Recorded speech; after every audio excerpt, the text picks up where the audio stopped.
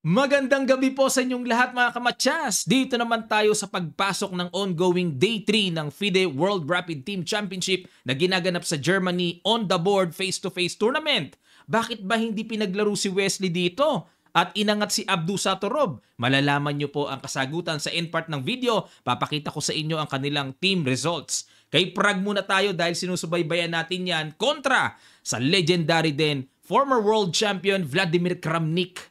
Team Pensioners. Ayan, mga pensionado na kumbaga, no? Retiro na sa classical chess or long game pero pagdating sa rapid at blitz, palaban pa rin si Kramnik.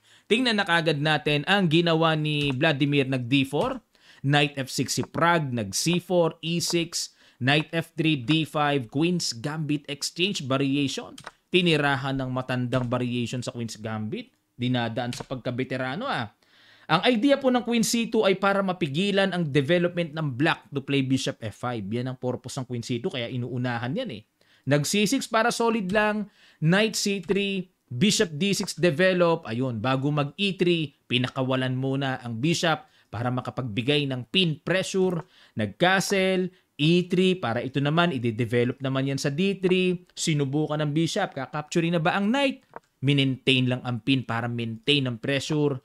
Nag-Bishop E6 develop, ganun din ang puti, Knight BD7, Castle, A5. Ayan, para mga inang space sa queen side, mag-B5, mag-A4, mga ganon. Pero yan ang bagong paanghang dito ni Prague. Dahil sa mga nagdaang laban, ang palagi ang ginagawa dito, Rook E8 talaga. Yan ang may pinakamaraming move dito Rook C8 pangalawa, at pangatlo, A6. Yan ang top 3 notable moves dito pero ang ginawa, nag-A5 ngayon. Rook AE1. Kumbaga sa isip ni Kramnik, bahala ka dyan mag-form sa queen side. Sentro ang inaabangan niyang timing. Queen C7, umilag na sa pin. At nag-King H1. Prophylactic muna. Nag-Rook AE8. A3 muna. Waiting lang din. Nag-Knight H5. Rook C1. Nagbago isip dito ni Kramnik. Ayaw na niya mag-E4.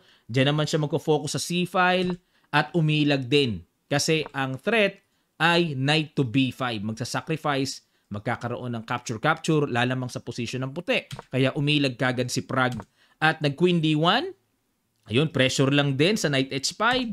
Bumalik din. At nag-H3, yun lang. Bad move ang binigay sa tira na yan ni Kramnik. Dapat daw ang tira, Queen to A4, i-threat ang pawn sa A5. Pero parang ang hirap nga naman maunawa kasi puro queen na nga ang itinira Queen C2, Queen D1, tapos biglang gaganon. Parang loss of tempo sa human eye no? O nag-H3. Kumbaga pasingaw lang, protection lang sa G4 at nag-King H8. Ayan na. Prophylactican ng move Ayun naka-invento ko ng bagong salita ngayon Prophylactican. Knight E2. Mukhang ipipilit yata ang Bishop G3 para ma-exchange na sa Bishop. At nag-Knight E4, takes, ayun, another bad move by Kramnik. Na-pressure siya sa Knight, no? Dapat daw ang tira, Knight FG1. Naku, pagkasagwa-sagwa sa human eye. Parang passive ang dating, atras Pero ang purpose niyan, mag-F3. Papaalisin ang Knight sa E4. O, balik tayo, pero kinapture, takes, Knight D2, may threat. Nag-F5, yun lang. Ang tibay niyan.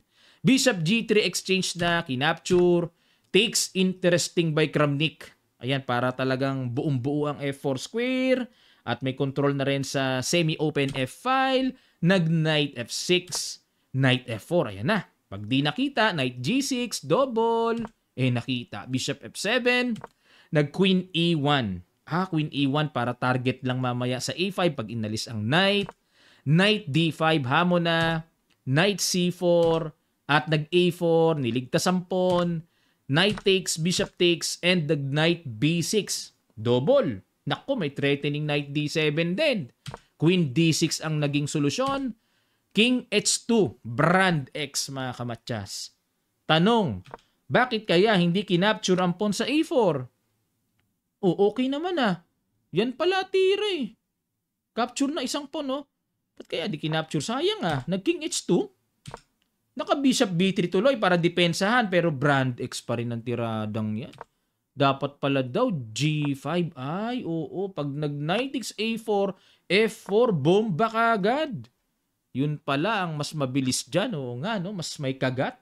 mas nakaka-pressure, pampasabog ka agad eh. Di napansin ni Prag yun, no? Ang ginawa niya, Bishop B3, Queen B4, another Brand X move. Grabe, mabili ang Brand X ngayon ah. Dapat daw tira dito, teka muna mga kamatsas ha, Rook C5 daw ang quality branded move. Okay? Para may threatening Rook takes F5. Okay, balik tayo sa Queen B4, hamon, tinanggap ni Prag, takes, Rook E7, ayan, para walang mga Knight D7 na makaka-convert sa C5, maneuver, Rook A1, threat sa pawn, nag G5 na. Okay, practical yan, wag nang pansinin ng A4, takes, Bishop C4, Rook C1, and nag-Bishop B5. Lamang nga ng isang pawn, pero grabe naman ang double pawn. 5, 7, o nga, lamang na isang pawn, pero double pawn lang din naman eh. Knight C3, Bishop D3, B5. Ayan na. Okay. Kasi double pawn lang din. Kinapture. Ayan, para may double pawn din ang black. Nag-Knight D5. Nakapasok. Rook EF7, B3. Para walang Bishop B4 mamaya. Bishop C4, sorry. Nag-Rook D8. Rook C5 depensa. Rook D6. Rook A8 check. King G7. At Knight C7. Aba. May asim pa si Kramnik. Ang ganda ng posisyon. Threatening Knight X B5. At kapag hindi nakita, may Knight E8 double. Nag-Rook C6. Kinapture. Capture. Knight E6 check. King F6. At nag-Knight C5. Nag-B4 lang. Rook E8. Dapat daw ang tira. Rook C8. Pag nag-Bishop B5, then G4. Hindi makapture yan, mawawala ang ugat eh. Mauugatan eh. Ayun. Maganda sa puti. Ang ganda ng posisyon ni Kramnik. Rook E8 para threatening check. Nag-Rook A7. Ayan na. Tama ito mga kamatsas. Kasi ginugulo na sa loob ng teritoryo ng black. Dapat manggulo din. Pasok na dyan. Gawin lahat ng pagpagpag na gagawin. Gulo-gulo na. G4 ang ginawa. Kinapture, capture, at nag-Rook A2. Knight X E4 check. Takes. Nag-Rook B2. Ang galing makahanap ni Prag ng mga counter-counter. D5. Ayun, para may capture sa B4. Siyempre, kailangan yung D5 ang capturein. Kasi po, pag kinapture ang B3, capture dyan. Pero tabla-tabla lang din pala. Tabla-tabla lang. Yung ganyang rook and pawn ending. Isa lang ang tapos double pawn. Ay, tabla. Balik tayo. Kinapture, takes. Rook E2, check. King G7, nag-Rook E6, depensa muna. At nag-Rook B2. Nag-King G3. Wala na kasi kung didepensahan yan mga kamatsas, lilipat lang din dito, mangungulit lang eh. Kaya ginawa ni Kramnik, nag-King G3, binigay na niya yung pawn, nag-King F2. Hindi maka-King F3 kasi may D4 eh, di ba? Check dito, ayun. Para pang suporta sa D5, nag-Rook D6, King H7, Rook A6, King G7, Rook D6, King H7, King G3. Kala ko mapaparap na naman ako eh. Check. Ayun. Nag-abang-abang, Rook B6 check, King G7, capture at tabla. Buti nakawala si Prag sa pagkatabla. Maganda posisyon ni Kramnik eh. Talaga may asim pa rin talaga si former world champion Vladimir Kramnik. Yan ang pumalit kay Garry Kasparov kung inyo pong matatandaan. Ano? Okay.